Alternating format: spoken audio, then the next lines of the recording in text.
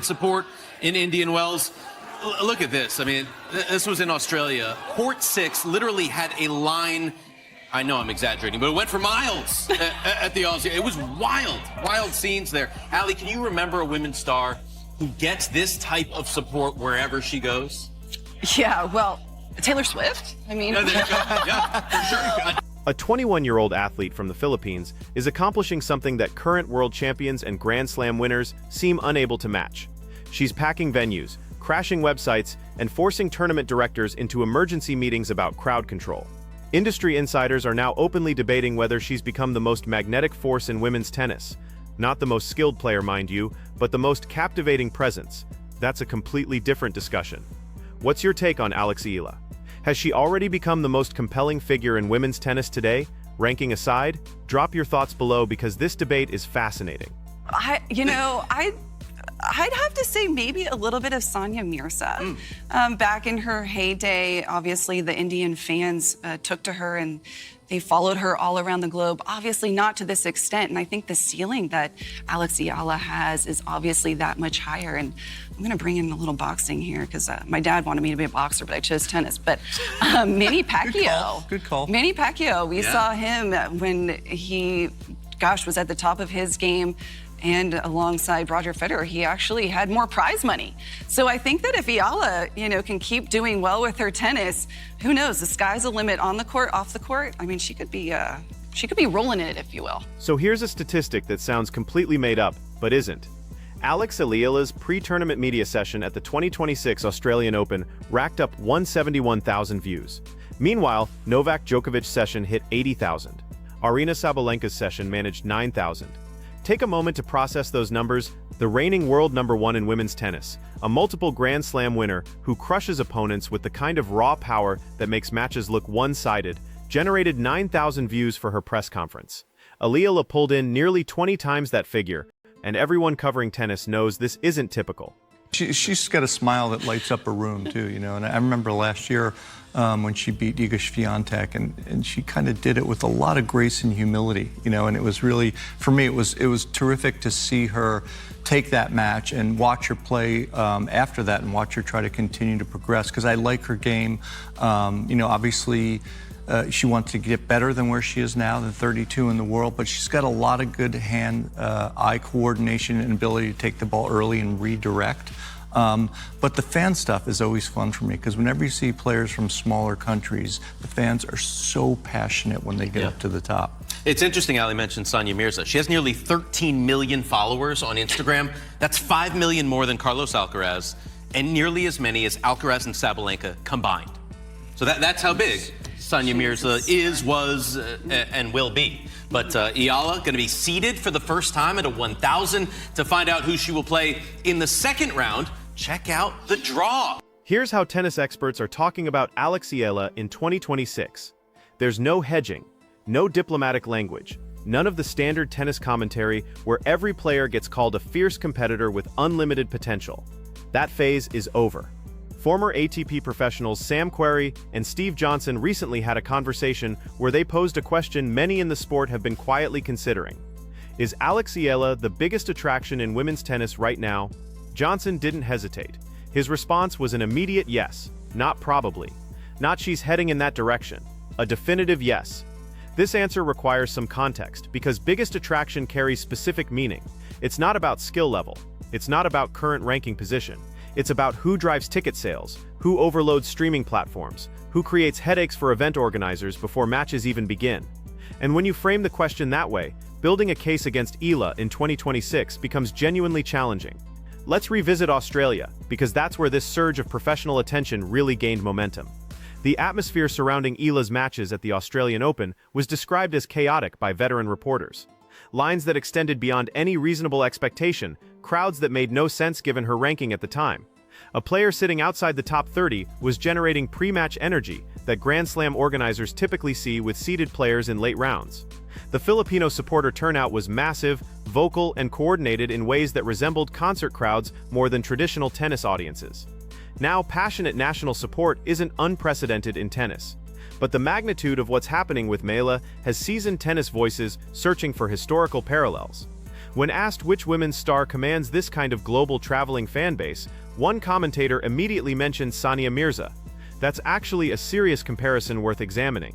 Mirza had Indian supporters following her tournaments worldwide during her prime, and her Instagram currently sits near 13 million followers.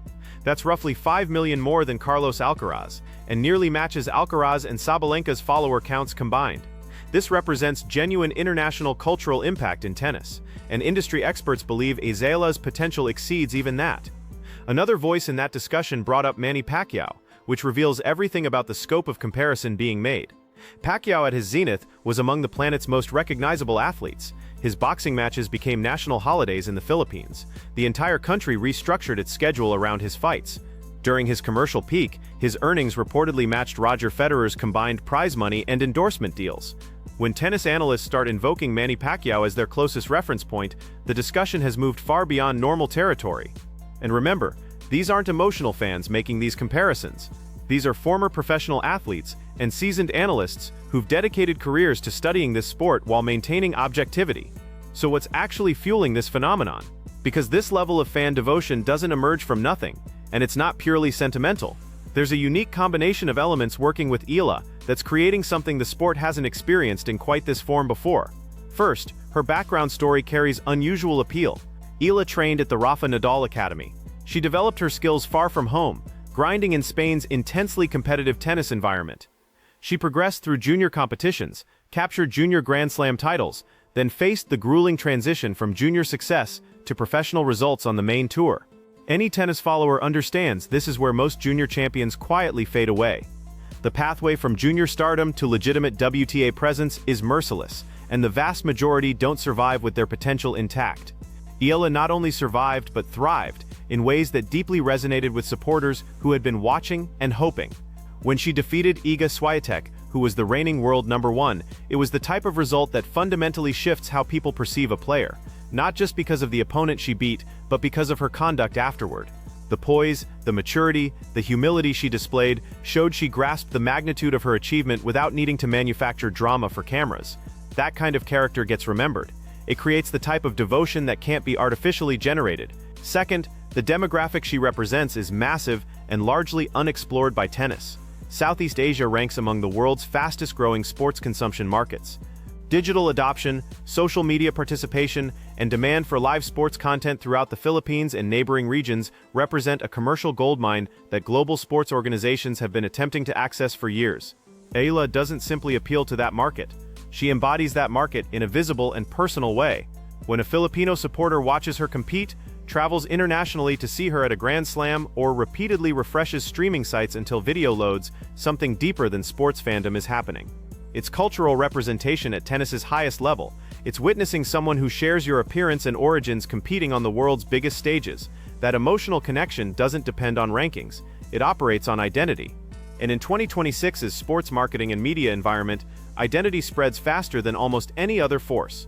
Third, her actual tennis ability is legitimate. This matters because influence without substance has a short lifespan.